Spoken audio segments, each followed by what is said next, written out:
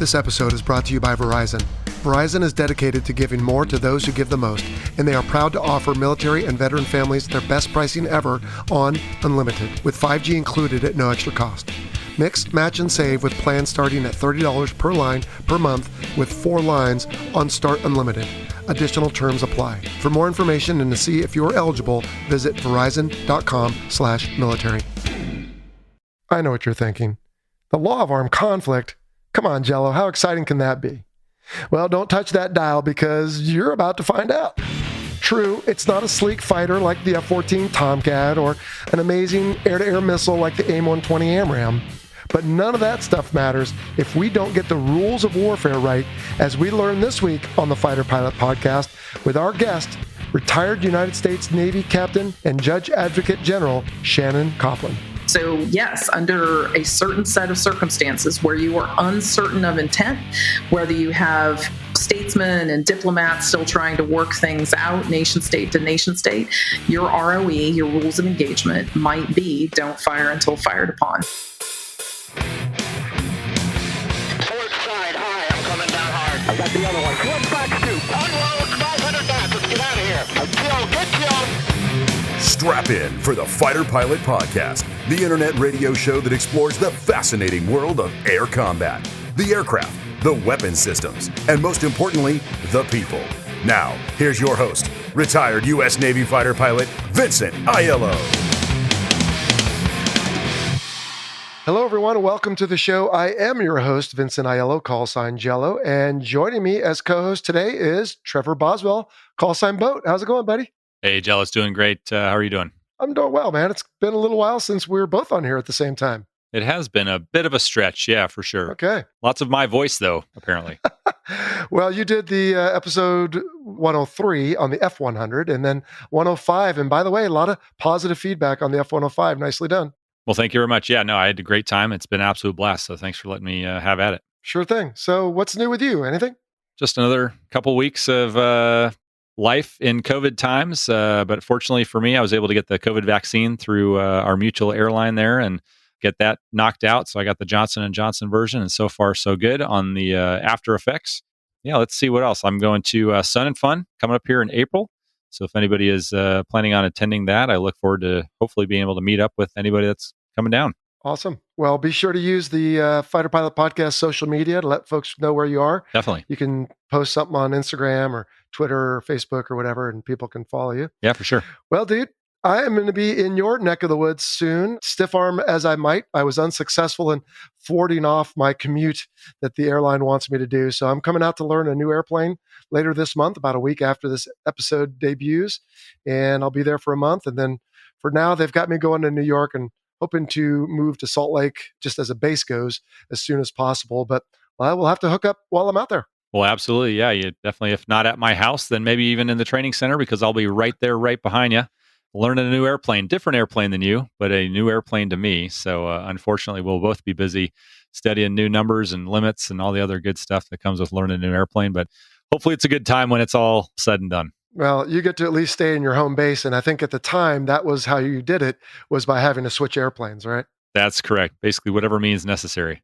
Okay. Well, let's see. We are moving on from the Century series, as we talked about last time, and people really loved that. But we did have some folks that reached out and said, hey, wait a minute, what happened to the F-103? Because there was one on design, although Bruce tightened us up on that, as we like to say. And then there was a couple others, F-107, 108. I don't think they made it very far. There was an F-110 for a while, and we have a phone call from a gentleman who wants to comment on that. We're going to leave it till the very end of the episode. So if you stick around past the closing bumper and the flyby, then you'll hear that. And Boat, I'm guessing you already know about the F-110. You ever heard of that one? I've heard through the numerous comments online from our various social media sites that there was an F-110 and people really want to know where it went. So let's leave that to the end and let them figure out what's going on there. Okay, but let's hint, though, that we already covered it, as it is now known here on this show. I think it was around episodes 52 and 53, roughly. That's true. It was a two-part. Anyway, Okay, well, again, stick around to the very end if you want to hear that phone call. Otherwise, let's cover some announcements and then we've got some questions that you're going to help with. First off, since you heard from us last on episode 106, we've had not one but two bonus episodes. The first was promoting our teammate Rich Cooper's new aviation photography initiative. So check that out if you're into aviation photography.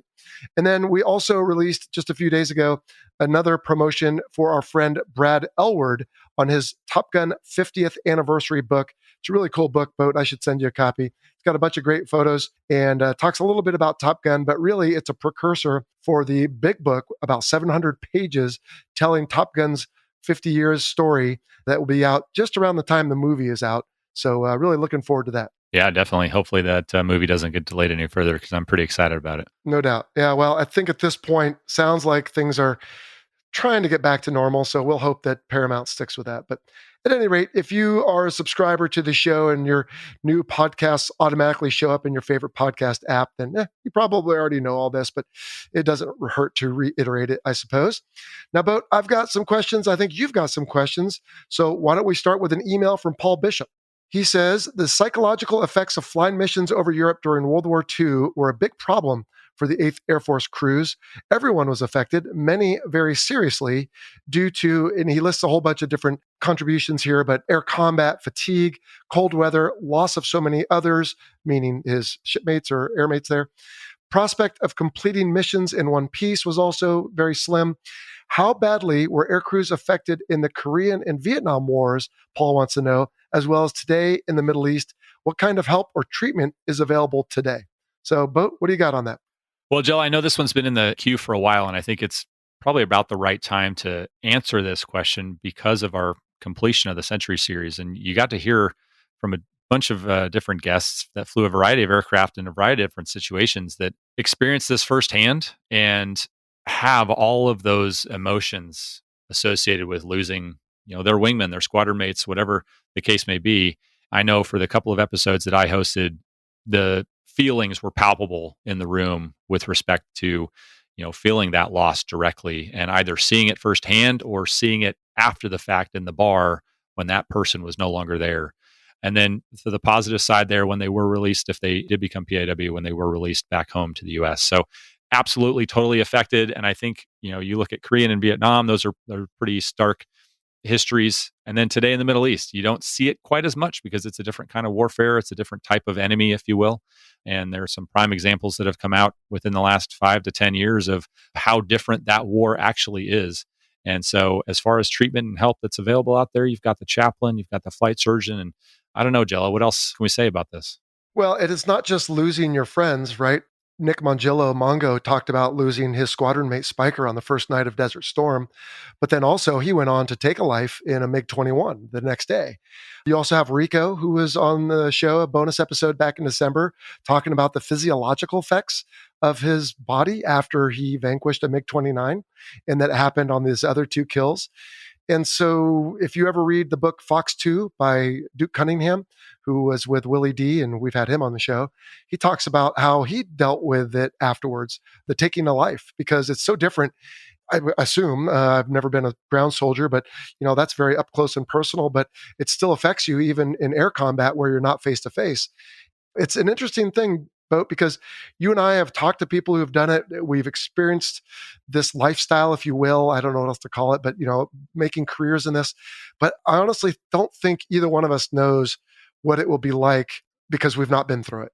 And if we do, then you're right on, which is there is help available. There are different agencies, and the chaplain and the flight surgeons are good first places to go. But I don't think there's any way for us to know how we would react. No, it's, I think, probably a very monumental experience in your life. And if you're not impacted by it, maybe that's another question for another topic for discussion for another day. But it's definitely an impactful piece of someone's life based off of the people we've spoken to. So definitely a great question. No doubt. All right, next, let's take a phone call. Hey, Jello, this is Sean in Pensacola. Recently, you said you wouldn't consider people who shot down drones, or you wouldn't consider those aerial victories. And that got me thinking about guys who shot down V-1s during World War II. Some of those guys shot down 30, 40, or even 50 V-1s. And I was wondering if you would consider those guys aerial aces since they shot down a lot of V-1s, or you would not consider those guys aces? Thanks. Love listening to the show. Have a good day. All right, Boat. Well, I certainly did not pretend to become the authority suddenly on what makes a person an ace or not. I always just assumed it was 5 air-to-air kills, and there was a time that, okay, yeah, we had the V-1s in World War II, but I always just assumed it was 5 air-to-air kills against another aircraft that was manned.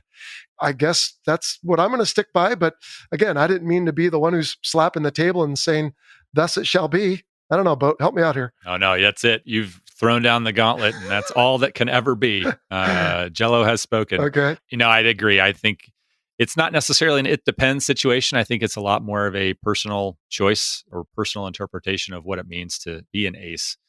The number of kills is one thing, but then, the thing that you're shooting down. And if you looked out through history, back to World War I, they were shooting down balloons. And I don't know about you, but those things don't move that much, especially the observation balloons. So I look at that as kind of a question mark in my mind as to how that's a valid kill, but it does have at the time anyway, did have a guy in it with binoculars looking over the front line. So I don't know what the right answer is, but I would tend to agree with you there, Jello, that, it's an aircraft with a person in it and it's mano a mano, and whoever comes out of it is the victor, and you go forth from there. So we'll see if that definition changes over time, but I think that's the way to go as well. Sounds good. Now, I think you have one. I do. Yeah. We have an email coming at us from Ontario, Canada, from Jevin, one of our Patreon subscribers, who asks, French and U.S. Navy aircraft have landed on each other's carriers before during training, but do the two countries' fighters share any common parts, pieces, or otherwise? So fuel, ammunition, expendables, that kind of thing. Follow-on questions include, would they be able to do night traps on each other's boats? And if so, would a U.S. Navy LSO need to be on board the Charles de Gaulle and vice versa for the appropriate country? You know anything about that, Jello? Well, only what I've read. I wasn't present when they did it. I think the first time in 2015, as I read, and then again in 2020. But yes, they did demonstrate the ability to land on each other's carriers. Hornets went to the Charles de Gaulle, and Rafales came to, was it the Nimitz? I don't remember. At any rate, whatever carrier it was, there was interoperability that was demonstrated first with touch and goes and then traps and cats, as we call it. And yes, we share common NATO fuel and fuel attachments, which makes it easy, as well as some ammunition. So Mark 80 series general purpose bombs and laser guided bombs. Plus, they have the same mil standard 1760 electrical interface that I had on my Hornet and Boat you had on your Viper. Yep. So that theoretically a Rafale could carry a JDAM, and the JDAM and the aircraft could talk to each other through that interface. But the real question is, does the Rafale in this case have the software to support knowing where the LARs are, or the weapon engagement zones, if you will, for where to drop the JDAM? And have they done the testing to know that when it drops, it's not going to come back and smack the wing or a flap or something? So there's all those unknowns. And then there's, a handful of things that, frankly, I just can't answer because I don't know any more than you do, Jevin. But I do know that from watching some videos and reading about it, that they did send folks to each other's carriers. So I saw yellow shirts from the Navy on the Charles de Gaulle and vice versa. So I assume the LSOs went back and forth as well. And then as far as landing at night, yes, the aircraft can do it. It doesn't matter if the sun is up or not. I think the real question here is a Hornet compatible with whatever the Charles de Gaulle has? And is a Rafale compatible with the ACLS and the ICLS of a Nimitz class carrier? Again, I just don't know the answer to that. But what I do know is, as long as you have radios, and they all do, that you could talk any one of those aircraft down with a PAR, or precision approach radar, which both, I don't know if you ever did those in the Air Force. We used to do them all the time in the Navy. And it's basically, instead of looking at the needles in the cockpit, you're just listening to a person tell you slightly above glide slope coming down on course, slightly below glide slope now coming up, and they're just talking to you almost the entire way down, giving you a running commentary. So I see no reason they couldn't do that on the carriers. But otherwise, yeah, when it comes right down to it, warfare, I don't know that they would ever want to try to do this. Certainly there'd be a lot of, like you said, pieces and parts going back and forth, because if you don't have the little consumables and replaceables our aircraft need, they're not going to last very long. So I don't know, Bo, what do you think? No, it sounds accurate to me. Maintenance logistic trail is a big one. And especially when you're not, going from Air Force to Navy is one thing. And that's almost like probably the same as going from Navy to France in this case. So yeah, I think, add, and then even more so, add the problem, I guess, the challenge, if you will, of a ship in the middle of the ocean someplace. So yeah, it's going to be a challenge, and I think that while good to make sure that it is possible that one off you can land a Mirage or a Rafale or whatever the aircraft is that you need to land on a ship. It's probably not normal air to air ops, warfare type ops. I think it was more a demonstration than anything, but it's Yeah. certainly good to become compatible and to get to know the allies in case you ever do have to work together. Of course, that's why you have exchange programs. I don't know if there was any Mirages. I think it was Rafales on their end and Hornets and Hawkeyes on our end. But Okay. anyway, very good question. All right, next, let's take another phone call. Hey, Jello, it's Alan calling from Richmond, Virginia. I just had a question around, or actually a request. I saw on TV a couple years ago, the Air Force covered a show about the PJs and the Air Force rescue pilots. And I'd love if you had a show on the Navy, Marine, or Army, how they differ, what the training is for the pilots, and just a little kind of background discussion of the other armed services and their rescue operations, because I really love the show on the Air Force PJs and the pilots. Love your show. Thanks so much, and appreciate it. Bye. All right, Alan, thanks for the question. So, yes, you have touched on one of three categories of future episodes that we peruse, if you will, here on the show. One are the aspirational topics, and this is one of them. And those are the ones that Boat or I want to see and our rest of our team. So I know Boat's going after some warbirds, which is great.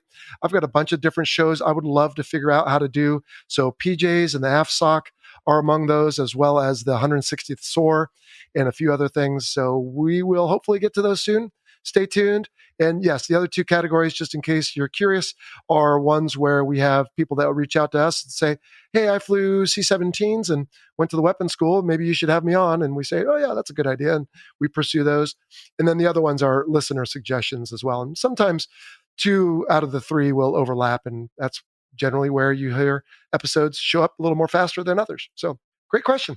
All right, that will do it for listener questions for this week. And as always, you can stick around till our closing bumper to hear our announcer, Clint, inform you how you can submit your question via either email or phone call. Now, Boat, before we get to our interview, you had a chance, as our co-hosts always do, to listen in advance.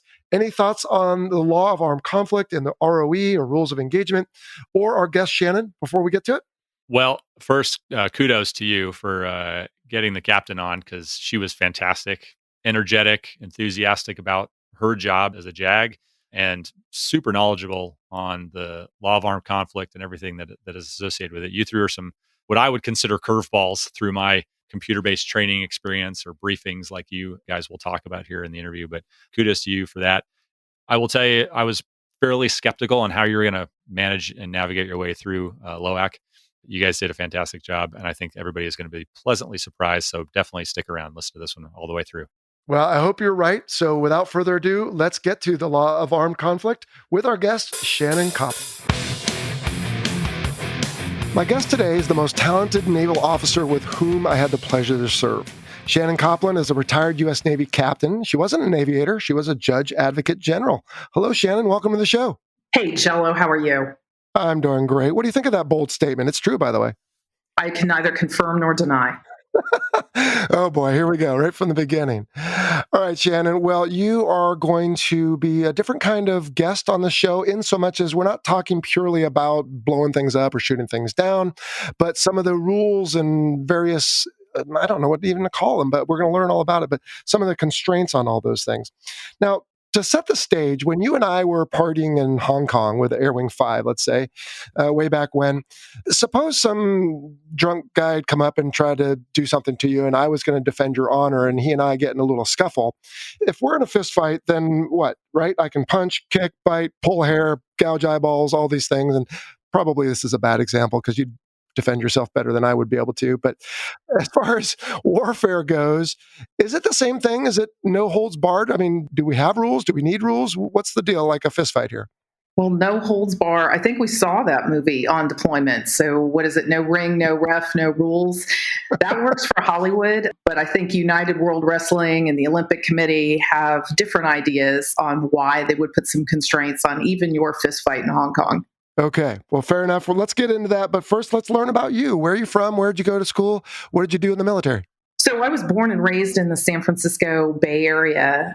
I would never contemplated a military career until after I graduated law school. I went undergrad to the University of California, Davis. I went to law school at Santa Clara. And then I ended up on a lark, largely joining the Navy for 3 years, 26 years ago. I've been a judge advocate, as you said, the entire period of time.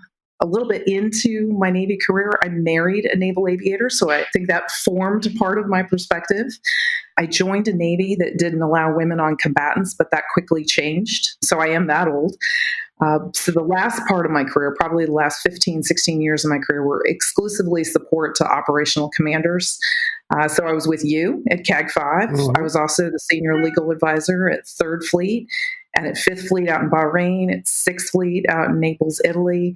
I was special counsel to the chief of naval operations, and then I retired as the assistant judge advocate general just one December. Wow. So just about 3 weeks ago, as we're recording this, well, congratulations on a successful career. And maybe at the end, we can talk about what you're doing next and why you got out. I always thought of you as putting on stars and going as high as you wanted to go, but maybe you did. So anyway, we can get to that later. Well, again, this will be a different kind of interview. We're going to talk about some of the rules and laws around warfare. And I've got even some listener questions for you that hopefully I can pose, time permitting. Let's start broadly, though, Shannon. Why, again, so if I'm in a fight, to my knowledge, I just want to subdue the guy and get out of there and win. Why, in general, do we even need laws governing warfare? Well, that's a great question, and it is kind of the fundamental question behind the law of war, the law of armed conflict. War, as they say, is a continuation of diplomacy by other means. And therefore, there's a diplomatic, political piece to this as well. And so you have the law of armed conflict, largely because nation states say there should be one and have for a couple of 100 years. The thinking was that warfare was the continuation of a political objective by another means, but there shouldn't be unnecessary destruction, either because of a very utilitarian motive that we wanted to move in and occupy somewhere and you didn't want that particular port or other facility to be destroyed. And secondly, you wanted to be able to facilitate and maintain a peace following warfare. So you didn't want a vengeful population that you were coming to. And so some of these more humane tempering principles on means and methods of warfare, the treatment of prisoners of war, were designed specifically to facilitate that. But largely it's because nation states think that there should be restrictions on warfare. Would you say that this is still applicable? To me, it seems like back when there were gentlemanly battles, if you will, and even duels where there were certain rules. Does this still apply in 2020 and 2021 as well as it did in earlier years? Well, my opinion, which I guess I should put in the disclaimer, is not in any way affiliated with the Department of the Navy or the Department of Defense and is purely my own. But my opinion is that it's as applicable now as it always was, although it's evolved. So earlier, I think there was some notions of honor and chivalry because it was nation on nation. You're thinking largely of a World War II type scenario. Mm-hmm. Now you see non-state actors, and they don't hold themselves as people who need to comply with the law of armed conflict as nation states recognize it. However, you still need the law of armed conflict to convince your allies and partners that your cause is worthy and that the conflict is just. And so to hold those partnerships together, the law of armed conflict remains critical. And that makes sense. And I appreciate the disclaimer. And I think everyone who's listened to the show has always heard me at the end say the disclaimer. And I want to publicly credit you with that. You were helpful in starting this podcast when we were at 3rd Fleet. I remember telling you I had the idea for it. And you said, you might want to wait till you get out. And as long as you're not trying to sell the government anything, you should be fine. So it's been going well. And I do thank you for that. And I still use that disclaimer, by the way, on every show. Hey, so tell me about some of the types of laws governing warfare. I'm vaguely familiar with the Geneva Conventions because I used to be scared to death of becoming a prisoner of war, but I believe there are others. There are. So the law of armed conflict, and you'll hear the term law of war, law of armed conflict, and international humanitarian law used interchangeably. The U.S. Department of Defense prefers law of armed conflict, but they're largely just interchangeable for the purposes of our discussion. It's divided into kind of two areas. The areas that were covered by the Hague Conventions, so those govern the means and methods of warfare, what weapons you can use and who you can use them against, and that sort of thing. And then there's the Geneva Conventions that you just discussed, and that is about the protection of people who are no longer involved in combat. So people who have surrendered, people who are shipwrecked, the civilian population, and prisoners of war. So when you think of, your great films like The Great Escape, it's about Geneva. When you think about the Chemical Weapons Convention, that's about the Hague body of law. Together, they're the law of armed conflict. Okay. And these are based on places, right? Geneva, Switzerland, and The Hague, I believe, in the Netherlands? Right. So it's a colloquial term, and it's based on where the treaties were or where the proclamations were concluded. So a lot of the earlier ones were done in The Hague, and then the major treaties in Geneva were all done in 1949 or afterward in Switzerland, largely because there was no other place to hold a convention of that size immediately following World War II. Switzerland remains a pretty good place to catch some per diem, and so that's why they were concluded there. Okay. All right, Shannon. So I just want clarity on something you mentioned. So I am in my trusty F-18 and I'm out wreaking havoc in warfare legally. We'll get to some of that in a moment. But now a lucky bullet or a surface air missile takes me out and I choose to eject. My situation suddenly changes. Is that true? Yes, because we're going to assume that your primary means of combat is no longer available to you. Your trusty F-18 is no longer trusty for you. And so you, if captured by forces from the belligerent side, are going to be should be determined to be a prisoner of war. Okay. What if I choose to carry a sidearm with me? So if you carry a sidearm with you, you can certainly use that in self-defense. But at some point, you may be subdued by the other side. So think in the context of our Vietnam prisoners of war. Mm-hmm. At some point, most of them were overcome and then became prisoner status held by the North Vietnamese. Now, what's the difference between a prisoner of war and retained personnel? I read about that once, but I wasn't totally clear. Prisoner of war is anyone who's a combatant. So obviously an aviator is going to be a combatant. Surprisingly, lawyers are also combatants. Retained persons are people who are with the armed forces but have a special status. So primarily that's going to be our medical personnel and our chaplains. So they actually have a different ID card. So if anyone knows a corpsman, have them flip over their ID card and you'll see on the back that they have a different Geneva Convention code right on their DoD CAC card. And it shows that they have a different status. There are some different rules that apply to them, primarily that they should always be afforded the opportunity to provide either medical or religious services, depending on who they are, to other prisoners of war from Allied forces. And I read that a prisoner of war, so again, if I get shot down, I can be held until the end of hostilities. But if a retained personnel is retained, I guess that was redundant, but you get the point. They are supposed to be returned right away. Is that correct? They're eligible to be repatriated as soon as their services are no longer required. Oh. That doesn't mean they have to. It just means that they're eligible to be repatriated. And if they were for a medical person or a religious person, that is not a violation of the code of conduct. Okay. And so me floating down in the earlier scenario in the parachute under the ejection seat of the F-18, I am different than a paratrooper who is coming out with all the buddies there in an attack because that is their primary means of combat. Is that a correct assessment? That's exactly right. And you must have been paying attention to those CAG 5 lectures I gave.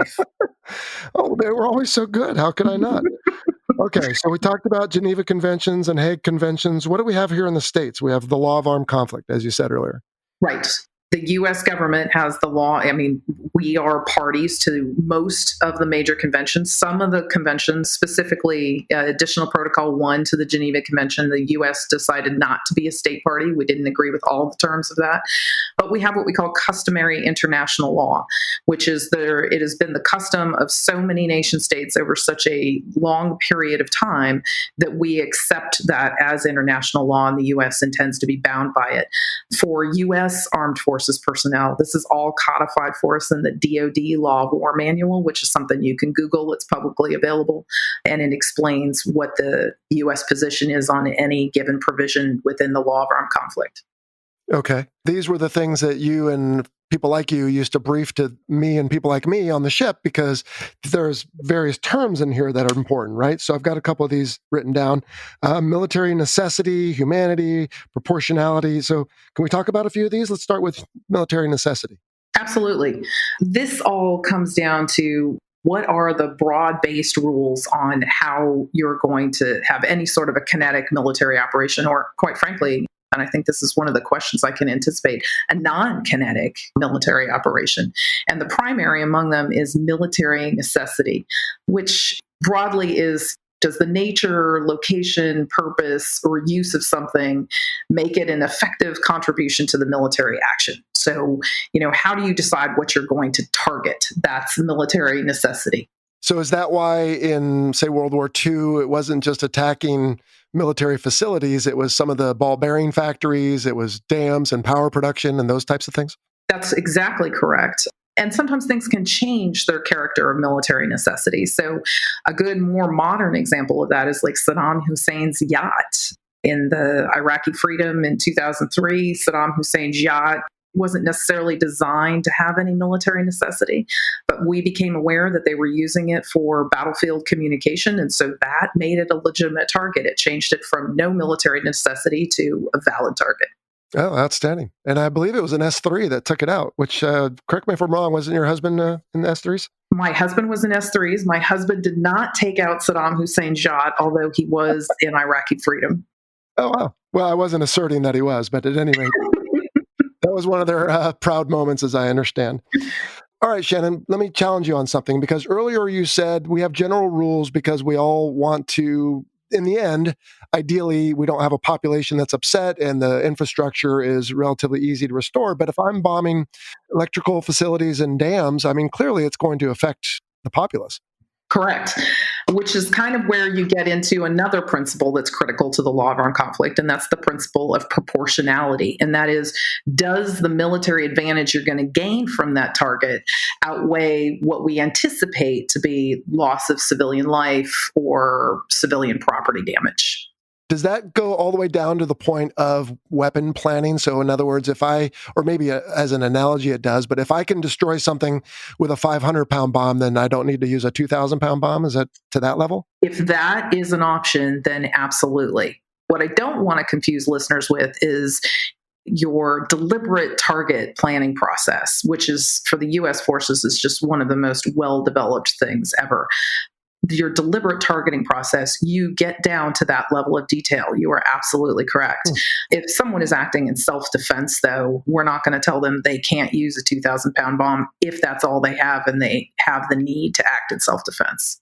Is this where also I recall rules about the certain size of caliber, I think, if I remember correctly, that you can shoot at personnel, frankly? That's correct. This is the principle that all of that comes from.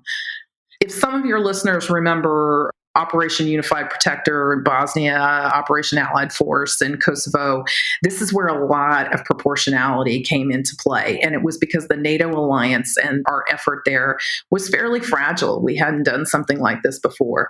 And so the targeting process was being developed, and the emphasis on choosing a weapon that could give you almost surgical precision was absolutely there by NATO allies, because they wanted that precision, they wanted the lethality, but the strategic effect there was that they didn't want a massive operation in the Balkans. There's some famous Doonesbury cartoons, a tractor being blown up and the NATO spokesperson apologizing on whether it was a civilian tractor or whether it was a belligerent force tractor. But that's where this principle really comes into play. How about humanity? Because as I understand, there is some discussion in this whole concept on that, including the use of booby traps even, and other types of, like, say, landmines. Right. And so another principle is humanity, meaning you try to minimize unnecessary suffering. Now, obviously, it's warfare. People are going to die. People are going to die in, unfortunately, horrific ways. But it's the intentional infliction of unnecessary suffering. One of the classic examples is using glass projectiles with the intended benefit of being able to make medical treatment for someone who comes into contact with a glass projectile more difficult. That's a classic example of unnecessary suffering. Landmines, those types of things can also come into the same principle, because landmines, at least some of them, do not discriminate between a child who thinks it's a toy and a actual combatant. So, in other words, we don't want something that's going to harm the populace if we can help it, but we can use certain methods against combatants. That's correct. Okay. How about targets? And we kind of touched on this before, but so for example, just like the religious personnel and the medical personnel are not to be targeted, generally speaking, is it true, I assume, as well for those facilities? That is true. And that brings you to another principle of the law of armed conflict, which is distinction, meaning we try to distinguish between combatants, which are legitimate targets, and non-combatants who are not legitimate targets. And to the greatest extent possible, you try to avoid casualties for non-combatants. That includes churches and mosques. That includes cultural property that is not having any military necessity at the time. It includes the civilian population, religious personnel, medical personnel. Which is why also medical aircraft are distinguished the way they are. We talked about that during our Army Aviation series last summer, where they'll have the big red cross with a white background, and same for the personnel. And the idea is if there's enough attention drawn to them, they shouldn't be targeted. That is exactly right. Even though they're right there amongst the soldiers, as we've all seen in the opening scenes of Saving Private Ryan, which is always difficult to watch. Yeah. How about chivalry? I mean, again, the whole idea that we have these laws suggests that we want to have some degree of decorum in battle, which again strikes me as odd because I don't get in a lot of fistfights in Hong Kong. But if I did, I think I would just go into full freak mode. And like I said, kick, punch, bite, scream, scratch, all these things. But in warfare, there is an element of chivalry. There is an element of chivalry.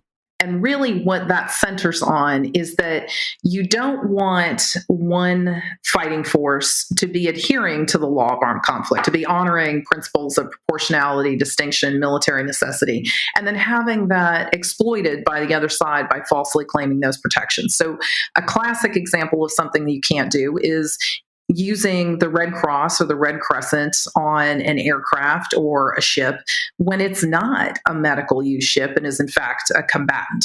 That would be unlawful under the law of armed conflict.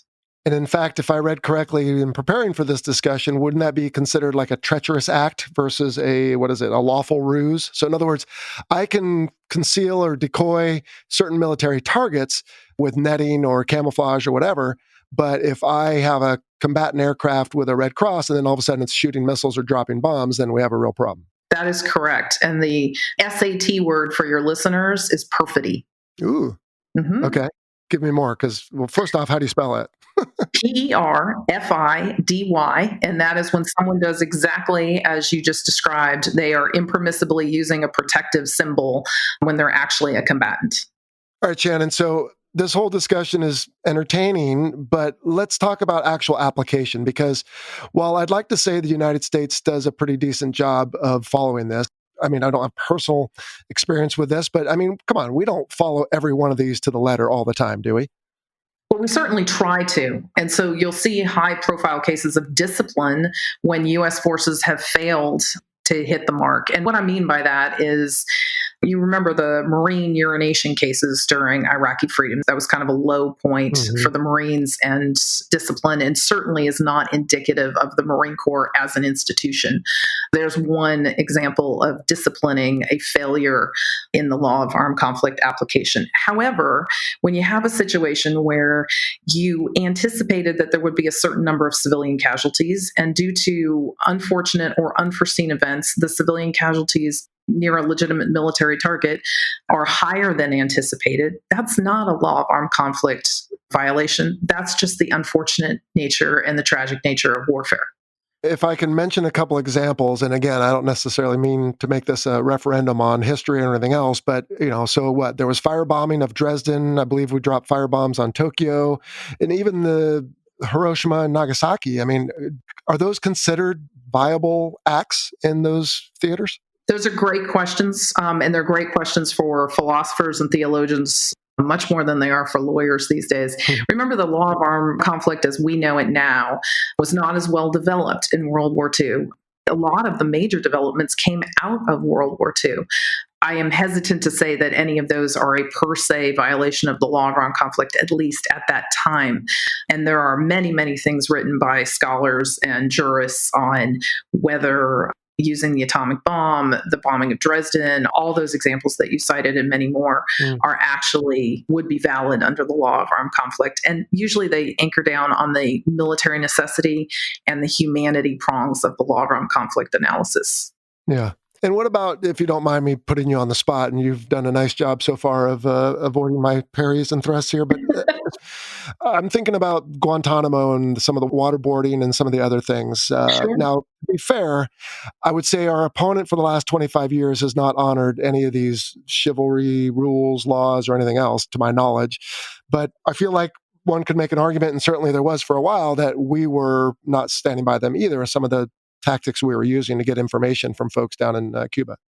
True. And I'm not going to opine on the administration's use of interrogation techniques in Guantanamo, but I think a couple of points would be helpful for your listeners. The first is the most critical distinction in a law of armed conflict situation like that is the one you brought up where you've ejected from your FA-18. And that is, are you a prisoner of war? It is the U.S. government position that the prisoners in Guantanamo are detainees and they are not entitled to prisoner of war status under the law of armed conflict to be a prisoner of war. And the mental image I want people to get is like Steve McQueen in The Great Escape. I hope that's an image that works for your male and female listeners, but Steve McQueen in The Great Escape. So someone who openly bear arms for a nation state, wore a distinctive uniform, visible at a distance, and was subject to the law of armed conflict by a military superior. So those are kind of the principles of who gets prisoner of war status. We didn't afford that to the detainees down in Guantanamo. Secondly, the law of armed conflict applies to combatants, meaning that if you have other government agencies that are involved in interrogations, the law of armed conflict does not apply to them in all instances, which doesn't mean no law applies. It means it's definitely outside my professional expertise. I see. Does the Uniform Code of Military Justice fall into this discussion? Absolutely. So the Uniform Code of Military Justice falls into law of armed conflict enforcement. If you get to the unhappy, unlikely place of, I shouldn't say unlikely, but if you get to the unfortunate, let's use that term. Okay. If you get to the unfortunate place of having to enforce a possible law of armed conflict violation, we do it against, we use the Uniform Code of Military Justice for our military members. And so some of those are high profile cases that you would have seen in the media. But it's also if you have a crime committed by a prisoner of war that we are holding. So we're holding a prisoner of war. They can commit a crime within one of our detention facilities. If they're afforded prisoner of war status, they're supposed to be tried under the same rules that we would afford our own armed forces. So you certainly haven't seen that in modern times. That's not something, once again, we're not affording anyone in Guantanamo prisoner of war status. But you did see it in World War II in some of the prison camps that were in the United States for German POWs in particular. Mm-hmm. Is this the reason JAGs like you are on the carrier talking to aircrew like me? Because, I mean, this is important stuff. And clearly it can hold the balance of your military career and even your freedom if you mess this up. But is it enough for me to simply say, well, they told me to do this, so I did it? Or is it upon every individual to understand all these principles? It's upon every individual to understand all of these principles, and that's going to apply differently, as you pointed out earlier, for different people. So the mission commander has a different responsibility than the AW in the helicopter, who has a different responsibility than the flight surgeon, who has a different responsibility than the commander of the strike group. There's different expectations. There's different training requirements for every one of you. And so we're supposed to not only understand these principles, but recognize when an unlawful order is given. Is that the one time we would be justified in non-complying? That's exactly correct. Mm-hmm. It's not only your duty, it's not only your right, it's a duty to refuse to comply with an unlawful order. But that is certainly a decision that you want to be very confident that it is, in fact, an unlawful order and just not an unpleasant one. Yes, well, and that's where clarification can be sought first, of course. Well, speaking of rights and obligations, can we talk quickly about self-defense? Because this is something that was brought up quite frequently in my position in the military as far as being a pilot goes. There's not only self-defense for myself, but for other friendlies in the area. So let's start with a discussion or a definition on what self-defense is. Sure. And this is all unclassified. Our standing rules of engagement for U.S. forces is that every commander has the inherent authority and obligation to take all appropriate action in defense of U.S. forces in the vicinity, as well as their own unit. So you're exactly correct there. Okay. So if I'm flying along, let's say I'm over Iraq, or it doesn't matter where, but let's say I'm flying along and I'm perfectly safe, which is one of the reasons I chose aviation, because most of the time I felt like I was. But if I look down at the poor guys on the ground and they're being attacked, am I allowed to just go on my merry way and say, oh, I'm sure they'll be fine? No, you're not allowed to go on your merry way and say they'll be fine. If they're U.S. forces, then you need to report that to someone who will either call it in as troops in contact, vector other forces to be able to give them some close air support or other support, or at least report it so that we are aware that there's hostile action against U.S. forces going on in the vicinity. But to leave them without any action is not something that you can do. Right. And so hopefully people don't think I would do that. But the point I'm trying to make is there really is an obligation. In other words, you can't just come home and say, oh, shrug your shoulders. You could really be held responsible for not knowing this stuff. But let's hope that nobody would ever turn a blind eye to, their fellow comrade being attacked.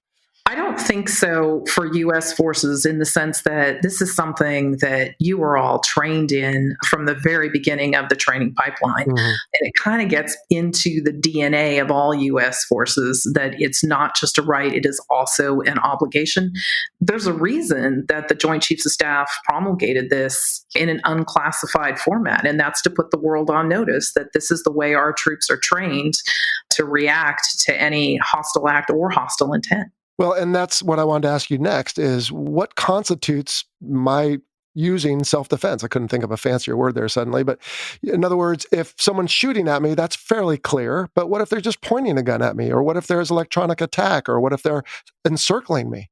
Well, this is where I'm going to give you a very unsatisfying answer, which is it depends, right? It depends on all sorts of context. Right. In the Pentagon, we used to say, never attribute to malice what can be explained as mere stupidity. And I think that applies to a variety of situations, including this one.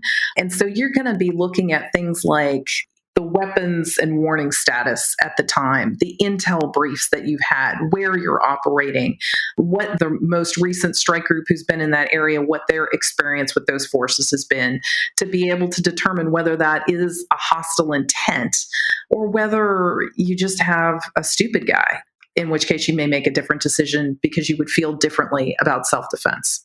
Well, and so you can see why you want smart, experienced people in positions of leadership, because these decisions are difficult to make. And once they're made, you've got to stand by them and explain them. That's exactly right. And one thing that is useful to point out too, and you've already brought up the Uniform Code of Military Justice, is that should somebody make a decision that comes into question, you're going to be explaining it to your peers. You're going to be explaining it to people who have been in similar situations, received similar training, that sort of a thing. And so what I think I have always trained you all to do is to be able to articulate as well as you can, like, here were the things that I was thinking. And so when he zigged, I zagged, and that was still a profile that demonstrated hostile intent, and I saw no danger, so I took the shot. That's what you need to be able to explain to somebody after an event like this. A useful illustration is kind of the evolution of incidents that we had in the Gulf of Sidra with Libya. Mm-hmm. You look at earlier incidents like 1981, where we had the line of death that was drawn across the bay there saying that Libya had complete jurisdiction over all of that bay water and the airspace. And you had F-14s that were involved with Su-22s back in 1981. Their perspective on it was they had to wait until they were fired upon because they weren't certain of the intent. You fast forward past Operation El Dorado Canyon, you fast forward past, some bombings in West Berlin that affected U.S. forces who were stationed there. And in 1989, you have MiG-23s coming out, and we're not waiting until we're fired upon. We're making a call on hostile intent much more quickly. So it's very contextual. Okay. So you dropped a line there that was attributable to the movie Top Gun. So let me bounce that back at you. In the opening scene, of course, you've got Cougar and Maverick and their Rios going out, and you hear the guy who's kind of all in one, right? The CAG, the CO, and everybody. He says, "Do not fire until fired upon." I mean, is that part of this discussion? Is that a realistic part of the movie, do you think? Well, it certainly was in Libya. And I wasn't a part of the Hollywood production. I was a high school student at the time. But I will say that it bears a striking resemblance to some of our interactions in Libya at the time. It wouldn't surprise me if that was what they used as the basis for those engagements for the film. So, yes, under a certain set of circumstances where you are uncertain of intent, whether you have statesmen and diplomats still trying to work things out, nation state to nation state, your ROE, your rules of engagement, might be don't fire until fired upon. If you have other indications and warnings of what the intent is of those forces, that may not be what your rules of engagement are, and you may determine hostile intent far sooner in an engagement. Now, are rules of engagement, are they just law of armed conflict by another name? No. And this is where lawyers really get their hackles up for you. Rules of engagement are a blend of the law of armed conflict, which is kind of their predicate, but then you put politics and policy and operational effectiveness all together, and that's where you end up with the rules of engagement. It's an imperfect balance between restraint that leadership, civilian leadership, is trying to make with the ability to be operationally effective. Most people have concluded in Vietnam, we didn't get that right. Most people have concluded that in Unified Protector Allied Force, it was tedious, but we got closer to something that made sense. So this is why, as I understand, we have, number one, different terms that we use in air combat, like hostile versus bandit, let's say. But also why I can't just, let's say, back when Operation Southern Watch was happening, if there's a known enemy aircraft, in that case a bandit, I can't just shoot them down unless they do something else, which then has more to do with the rules of engagement. That's correct. So once again, rules of engagement, that's the intersection between law, policy, and operations. Mm-hmm. And so sometimes operations would prefer that they had much more latitude on when to take action, but the political side of things is trying to allow for a diplomatic resolution to the conflict. And so they don't want to escalate things too quickly, and that's where you're going to find restraints on our forces. Mm-hmm. I think the times I was most proud to be a judge advocate for CAG-5 and for other operational commanders was when you could advocate up the chain of command for why the rules of engagement needed to be changed. And it was usually explaining in very practical terms, translating operations to Washington, D.C. speak of, why we would need additional authorization under the rules of engagement, or you were going to have friendly casualties that could have been avoided. Well, speaking of that, I wonder if you've read Marcus Luttrell's book, Lone Survivor, because he spends at least a couple pages in there railing against the rules of engagement that ultimately led to his team's demise. Do you have any opinion on that? I haven't read it. I am very familiar with the incident, tragic though it is. I am never going to substitute my judgment for someone who has been in that type of a position, and he is very much entitled to his position on the law of armed conflict. But overall, the law of armed conflict is there to be at the service of everyone and not just one unit in one conflict. So if you, at the end of any particular engagement, you lose your moral authority as a nation state in the process, that's something that the law of armed conflict principles are there to try to prevent. And I guess it's fair to say, although maybe a bit trite, and it's not always going to be the best solution on an individual level, but in the aggregate, it might be the best overall. I mean, I don't know if that's a fair assessment or not. That is a very fair assessment. You just said that far better than I could have. Well, all right, fair enough. So again, a hostile and a bandit, again, there's an implication in my cockpit based on the rules of engagement that I should not employ against a bandit because there is some reason, even though it is an enemy aircraft, that someone has said, no, this aircraft is, let's say, operating in the okay part of Iraq. Whereas if it's Southern Watch and Northern Watch, and there's rules to your point earlier about, well, in the South, they want to protect, I forget who it was, and in the North, I think it was the Kurds. Well, as soon as that Iraqi aircraft goes too far south or north, then it's still the same aircraft, but now instead of calling it a bandit, we call it a hostile. Based on the rules of engagement, we now know that we can engage.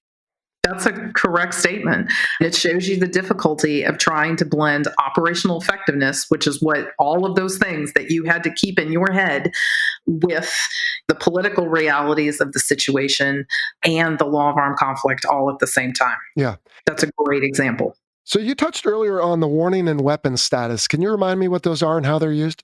Sure. Your warning status is your red, yellow, white. Your weapons control status is hold, tight, and free. So that's where you'll have your weapons control status is yellow and hold. And that is a means for the operational commander to give some context and assessment to the area where you're operating. It is not in and of itself rules of engagement, but it certainly is a factor in your determination of what could be hostile intent. So as an example, if you're in a warning condition that's white, that means your operational commander is telling you that a hostile attack is really improbable. If you're in a situation where the operational commander has said that the warning status is red, well, then there's hostile acts that are about to occur or are in fact occurring. That's going to enter your calculus on what self-defense looks like for you and your unit very differently. Mm-hmm. And then the weapons control status is very similar. Usually, weapons control status is to try to give the civilian leadership time to not have us enter into an international incident before they have time to try to engage at the diplomatic level. As uncomfortable as a position that can be for an aviator, you have got to try to provide as much maneuver space as you can for civilian leadership to reach a diplomatic conclusion to something before we inadvertently start an international incident. Right. Could this also be a result of an international incident? In other words, I don't know if warning and weapon status applies to the continental United States, but I would suggest that on the evening of September 10th, 2001, we were probably as white and hold as you can get in the United States. But 12 hours later, of course, we were under attack. Do those principles apply here? They do. And that's a great example of when these types of things would change and when your definition of hostile intent is going to change. Because by midday on September 11th, everywhere in the United States, if there was an aircraft flying, they weren't supposed to be. Right. And so we would have viewed that very differently than we would have 24 hours prior. So as I recall, if it was weapons hold, that means basically you need to be directed to fire, right? And if it was tight, you could fire on, you're going to have to correct me here, enemy only. But if it was weapons free, which I think I heard happened on the afternoon of September 11th, that means you can shoot at anything that's not positively friendly. Did I get that right?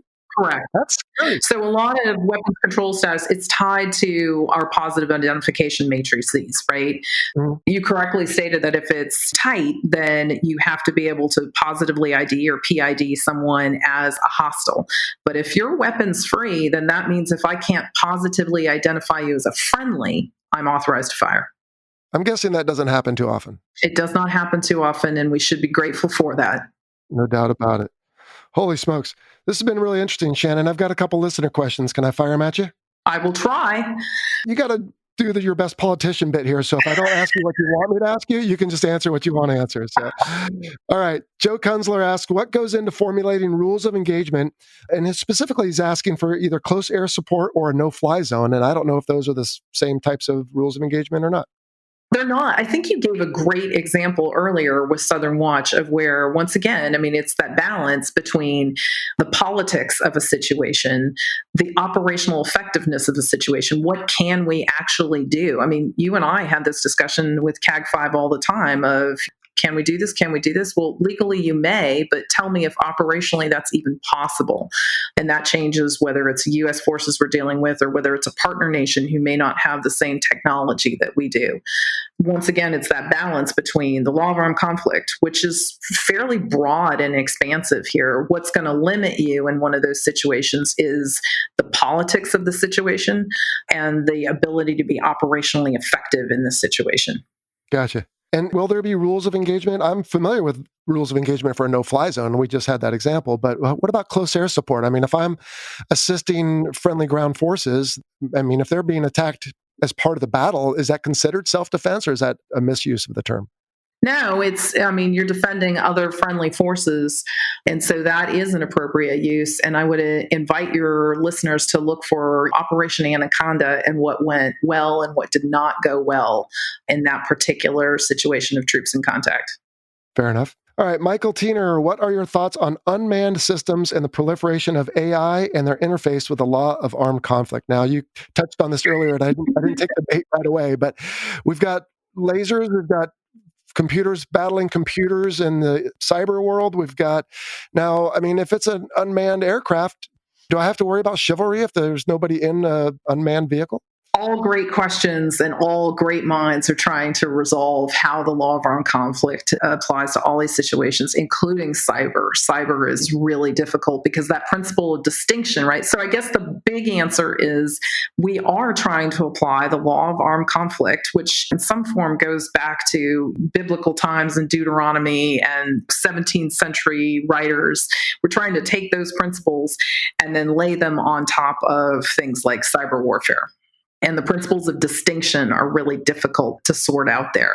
With artificial intelligence, what you get is a lot of humanitarian organizations that are concerned that a human in the loop would be able to determine before weapons release, potentially, whether they have the incorrect target or whether it appears by the conditions on the ground that you're going to have more civilian casualties than had been briefed when you were told that you would have that target.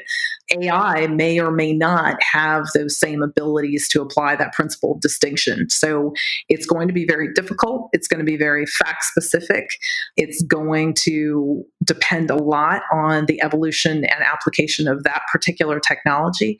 But the big answer is, yeah, we're going to try to apply the very same principles to 21st century and beyond in warfare.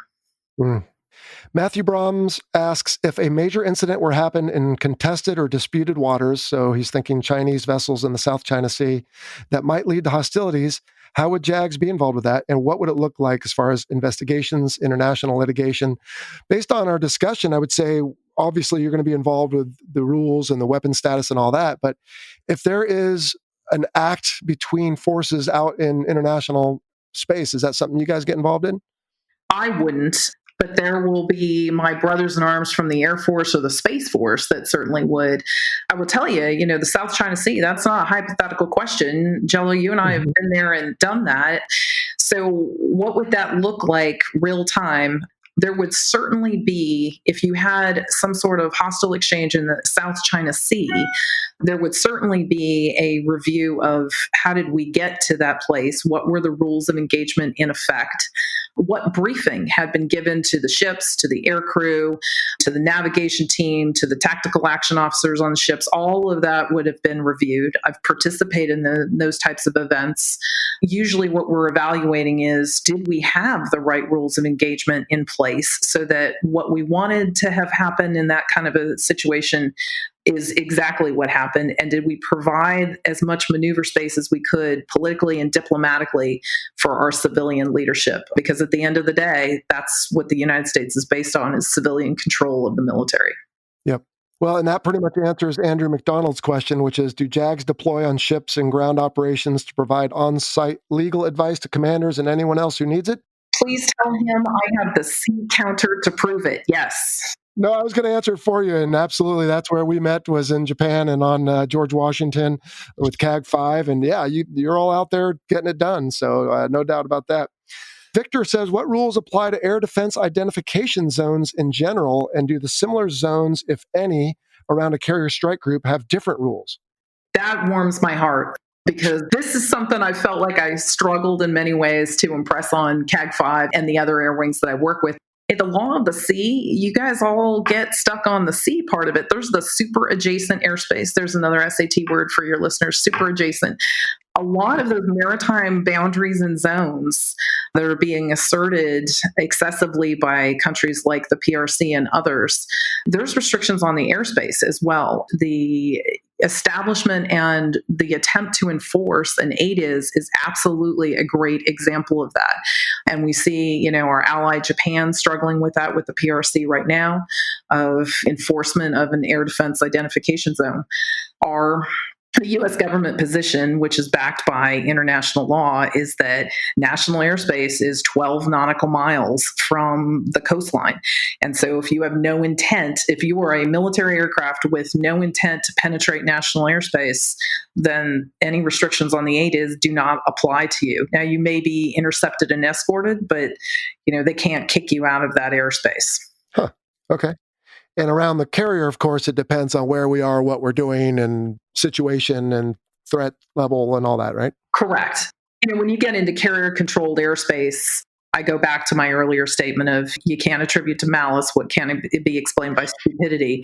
But somebody entering carrier-controlled airspace, you would take that as one indicator among an entire context of indicators on hostile intent. Which is why the carrier strike groups are led by admirals and not lieutenants.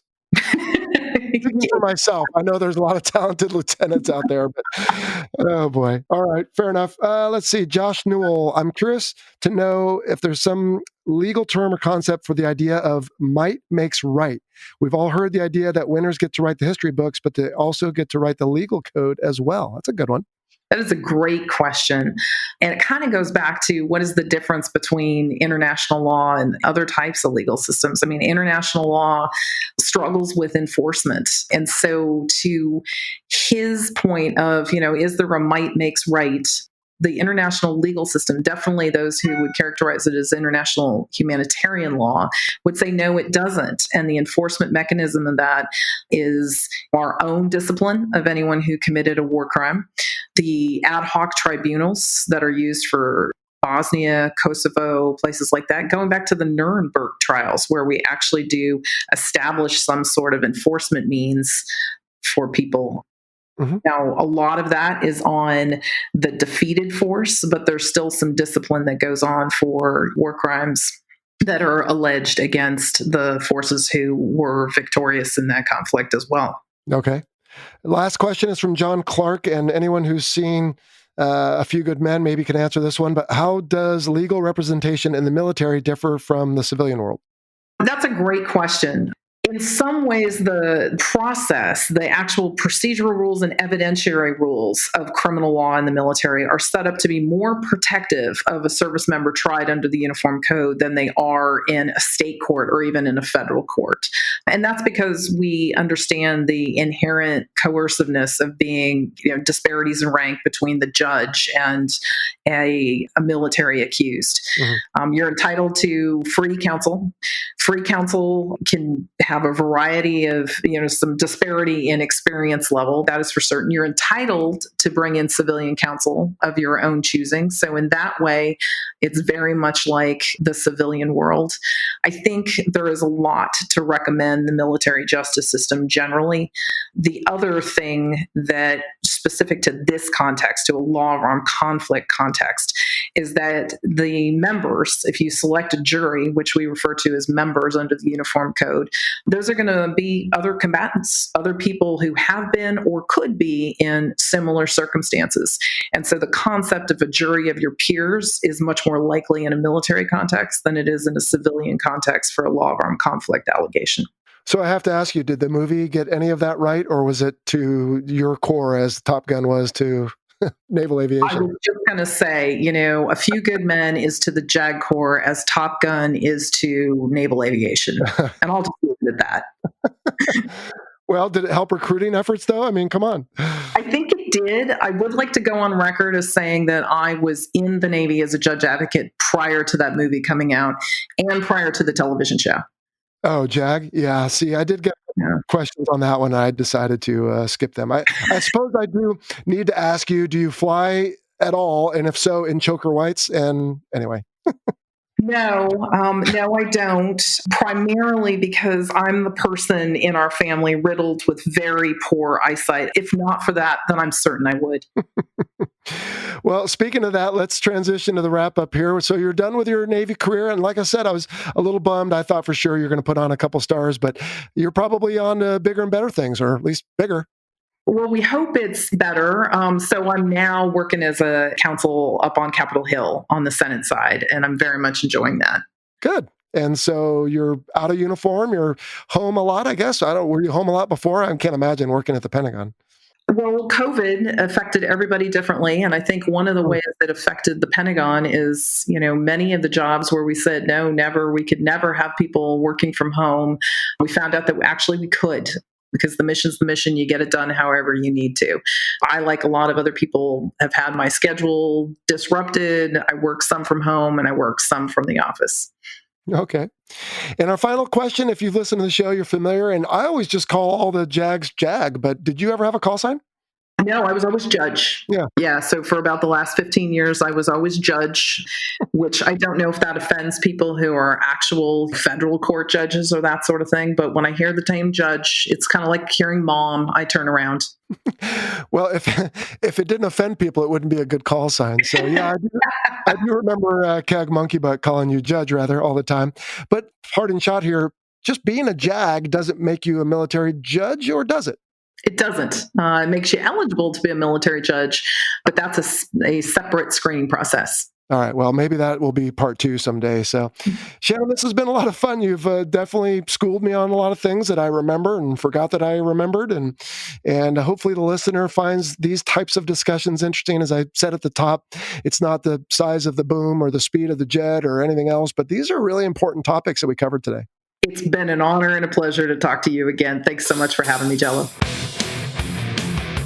All right. Well, big thanks once again to Shannon Kopplin. Man, wow, she was fantastic. Now, Boat, she didn't really take the bait at the beginning there, but what do you think of having listened to that? Can you see why I called her one of the most talented officers I ever had the pleasure to serve with? Oh, absolutely. She was awesome. Like I said, she kept your attention the whole time and was very enthusiastic about it. And if she didn't know, she didn't make something up, which was nice and refreshing, because I think a lot of people just like to hear themselves talk sometimes, but very much a smart and talented person, clearly. And I think the Navy is probably already regretting their choice to let her escape without at least 1 star. Yes. And I really did mean it. I thought she could go very high, and she is a talented person. Hopefully she'll do some good work there on Capitol Hill. But I guess part of the reason I wanted you to be on the show, besides I enjoy your company, thank you, Thank you. on this particular episode, is just to kind of balance what we heard from Shannon there with your experiences. And I realize you're not a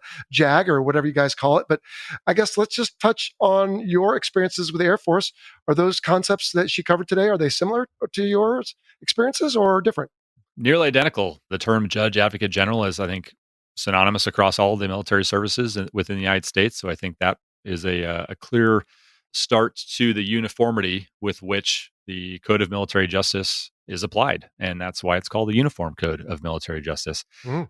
Whether you're looking at ROE or the law of armed conflict, what other topics you guys covered within the confines of the interview, the goal is that all of it is being applied uniformly and with the same intent, mindset, and rationality to these situations, regardless how big or small. And you guys mentioned a couple of different scenarios in there, and how one person could be very outspoken in the media after their time is up, and that's all well and good, and they were in the heat of the battle, and just like the captain said, you don't want to dismiss how they felt or their experience within that time frame, but you also have to look at the bigger picture, that it's called DIME for a reason: diplomacy, information, military, and economic tools of politics. And the military is just one aspect of it, and we have to respect the orders of those above us and the politicians that are making the laws that we're all obliged to follow. So it's a tough one to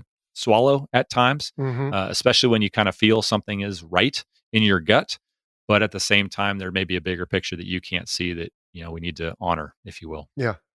Well, and that's what I was getting to with the reference to the Lone Survivor book, because he does really rail on that at the beginning. And understandably, I mean, for heaven's sakes, he went through some pretty traumatic experiences in that book. Absolutely. Yeah. Yeah. In the end, right, there's probably no one perfect solution to this, but it is important and it affects people. And so that's why there are folks like Shannon who are out there being boots on the ground on the carriers, and I assume in the wings with you and et cetera. But Mm-hmm.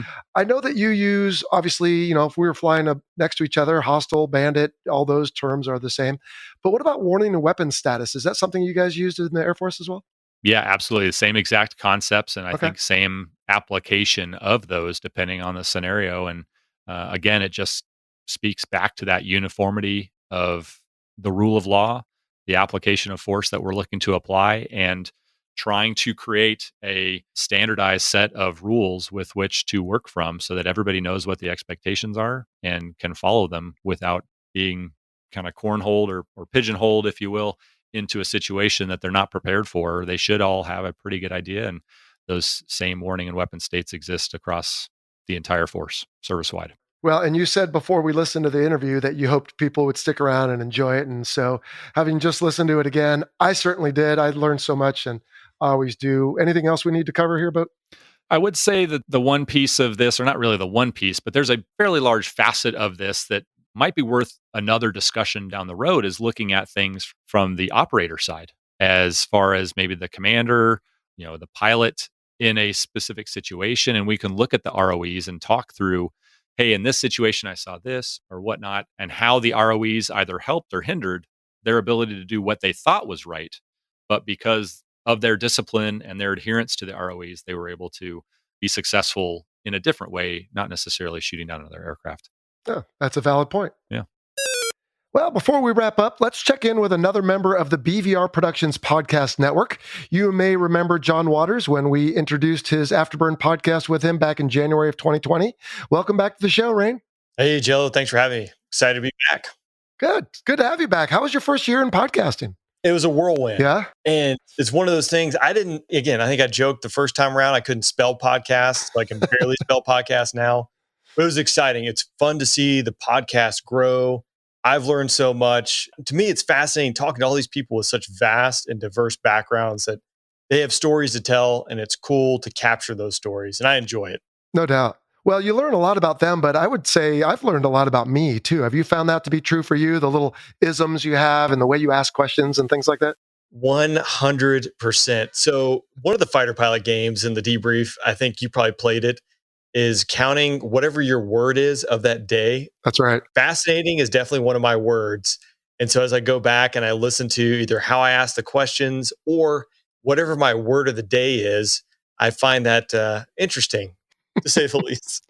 Well, at least yours is somewhat of a Reader's Digest fancy word. Mine are all the Bill and Ted words. Excellent. Awesome. Dude. So anyway. All right. Well, how many episodes are you up to now?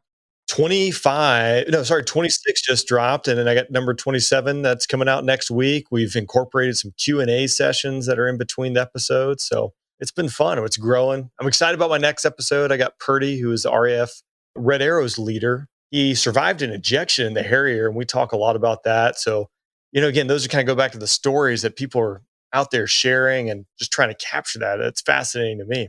All right. And I always hated this question because it's like picking a favorite child, but any favorite episodes in those 26 or 7? It's really tough because there are some guys who have done some incredible things. Shiner, who is episode 17, he's an HH-60 pilot.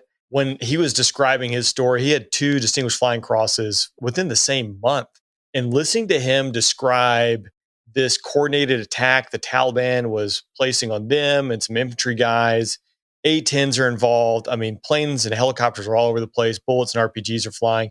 You just sit there and listen to him tell the story. And I was just like, all my jaw's on the floor. It's incredible. There are some amazing people out there, and I count it a privilege, I'm sure you do too, to be able to capture them and their stories and get them on the air for perpetuity. So what do you got coming down the pike? You talked about the Red Arrows, but big picture, you got anything else coming down? Yeah, again, I mentioned the Q&A sessions. We got those going on. That's something new, hopefully growing that. And then I had 2 episodes dedicated to an F-16 mishap at Shaw that happened in June of 2020. And I was really hesitant to do that episode, and I got a lot of really good feedback, but it was really close to home. A lot of buddies who were still there and involved. And out of that, actually, my former boss reached out. We had a mishap when I was downrange during Operation Inherent Resolve. We lost a good friend of mine, Pyro. So again, near and dear to the heart. And he wants to do an episode on that. And I think it's actually going to break down into a series where we're going to really dig into it and break down Pyro's life, the leading up to it, Yeah. everything like that. So that's in the works. It's going to be a big project because we want to do it right and do right by Pyro. For sure. And his family. Good on you. Okay, cool. Well, remind us what the show is called and where everyone can find it. So the Afterburn podcast, you can find it wherever you listen to your favorite podcast app, but the afterburnpodcast.com. Again, you got to throw the on front of it. So the afterburnpodcast.com and go over there for some more content. All right, Rain. Thanks for stopping by, man. Hey, Jello. Thanks for having me. You bet. All right, well, then we can begin to wrap it up today. First off, we want to thank our new Patreon strike lead, Chris Lutton, and we have new mission commanders, Anthony Edwards and Don Riggs. But you know it, but we'll say it again for everybody. The views expressed in this presentation are the personal views of the hosts and our guest and do not necessarily represent the position of the Department of Defense or its components. And again, our thanks to Shannon, who helped us with that disclaimer a couple of years ago when we first started the show, and she had a chance to try it out herself now, finally, after all these years. Well, let's see, Bo. We've been talking about you and Warbirds for a while now. Why don't you tell everybody what's coming up next week? Yeah, we have been talking for quite a while, and I can't believe it's now finally almost, we're recording this on the 10th of March, but we're already talking about the end of March. I don't know what happened to the world, but here we are marching through March, so to speak. And I guess you're right. It's time to crack that can open and let's get this P-38 episode kicked off the right way, starting off the Warbird episodes. My favorite aircraft, and we've got an awesome guest lined up that flew in the European theater of World War II. It's going to be epic. I can't wait for everybody to hear it. Awesome. Well, the last time you went solo, I came in at the very, very beginning and said, all right, Boat, you got it. Kind of analogous to your instructor jumping out and saying, hold on, I got to go get something or whatever it was. That was great. That's right. But this time I'm going to be in training. So tell you what, buddy, you've got episode 108 on the P-38. And I'll look forward to listening to that in between training evolutions. Otherwise, appreciate you stopping by today. Thanks so much. Yeah, you got it. Thanks for having me. You bet. All right. And for everyone else, take care of yourselves. And we'll see you, well, Boat will see you next time here on the Fighter Pilot Podcast. So long. You've been listening to the Fighter Pilot Podcast, brought to you by BVR Productions. Got a question for the show? Email us at questions@fighterpilotpodcast.com or leave a message on our listener line at 877-MACH-101. That's 877-622-4101. Be sure to follow us on your favorite social media platform and check out our website, fighterpilotpodcast.com. For exclusive content and to help support the show, check out our Patreon page. Thanks for listening.